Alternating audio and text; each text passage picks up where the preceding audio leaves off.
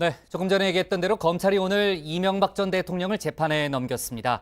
검찰은 다스가 이 전 대통령 소유임을 100% 확인했다면서 삼성의 소송비 대납 등 110억 원대 뇌물 혐의, 비자금 조성 등의 혐의를 적용했습니다.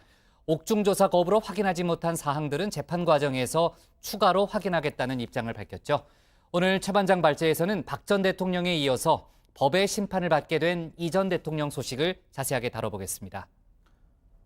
지난주 국정농단 사건으로 징역 24년을 선고받은 박근혜 전 대통령의 1심이 마무리된 가운데 부패와 비리 등 혐의를 받는 이명박 전 대통령의 재판이 곧 시작됩니다. 청와대에서 법정까지 바로 바통 터치가 이루어진 셈이죠.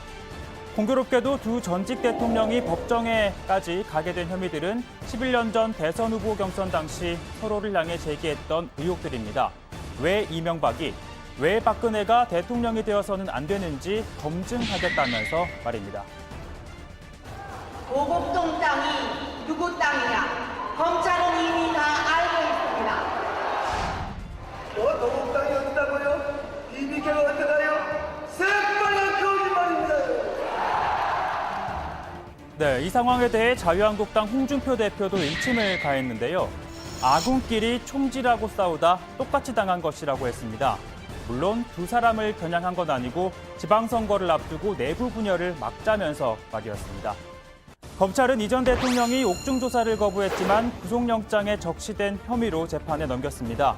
국정원 특활비 수수, 그리고 불법 민간자금 수수, 그리고 삼성 다스 소송비 대납 등 뇌물 혐의액은 110억 원이 넘습니다.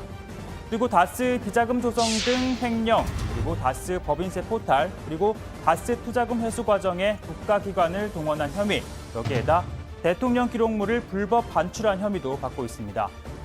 뇌물 사건은 주로 서울중앙지법 부패전담부에 해당이 됩니다. 공교롭게도 부패전담 재판부 7곳 가운데 4개의 재판부 재판장이 MB 사위이자 수사 대상인 이상주 변호사와 연수원 25기 동기입니다. 통상 추첨으로 무작위 배당하지만 이 같은 점을 고려하거나 또는 효율적 재판을 위해 관련 사건을 맡고 있는 재판부에 우선 배당될 가능성도 있는데요.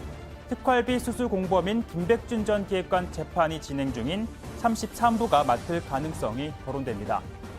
이 전 대통령 측에서도 변호인단을 보강하며 본격적인 재판 준비에 돌입했습니다. 오덕현, 홍경표 변호사가 합류했고 울산에서 3선을 한 최병국 전 의원도 선임계를 제출했다고 하죠. 대검 중수부장 출신으로 국회 법사위원장을 지냈습니다. 이로써 현재까지 MB 변호인단은 강훈, 박명환, 피영연, 김병철 변호사를 포함해 7명으로 구성이 됐습니다. 검찰은 오늘 재판에 넘긴 뒤 추가 혐의에 대한 수사를 이어간다는 방침입니다. 국정원 특활비 수수 관련 장다사로 전 기획관 10억 원, 그리고 김진모 전 비서관 5천만 원 등 참모들의 윗선을 규명해야 합니다. 여기에다 현대건설로부터 받은 2억 6천만 원대 뇌물 혐의도 들여다보고 있습니다. 검찰은 1심 재판 기간인 6개월 이내에 재판이 끝나지 않으면 구속을 연장하기 위해 다른 혐의로 추가 기소할 가능성도 커 보입니다. 박근혜 전 대통령은 이처럼 추가로 구속기간이 연장되면서 재판을 거부했었죠. 일단 1심에서 징역 24년이 나온 박 전 대통령은 오는 13일 전까지 항소 여부를 결정해야 합니다. 일단 국선 변호인단은 항소 의사를 밝혔습니다. 조영권 변호사, 박 전 대통령의 뜻을 기다려보고 12일에는 항소장을 낼 예정이라고 밝혔습니다. 일각에서는 박 전 대통령이 향후 재판은 재판부의 뜻에 맡기겠다며 보이콧을 했던 만큼 1심 결과를 수용할 거란 시각도 있습니다. 하지만 검찰은 무죄난 대목은 당연히 불복이라면서 항소 입장을 밝혔는데요.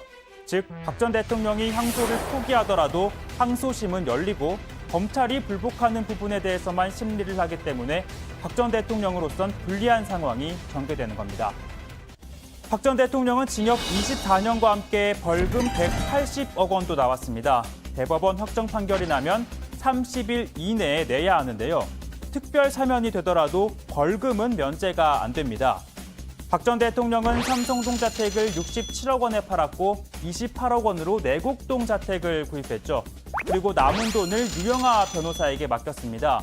퇴임 당시 예금은 10억 원 정도였고 이 모두를 더해도 180억 원에는 턱없이 모자랍니다. 게다가 이 가운데 58억 원 상당은 이미 국정원 특활비 수사팀에서 동결하는 바람에 처분할 수가 없는 상황이죠. 결국 벌금을 다 내지 못하면 이 방법이 있습니다.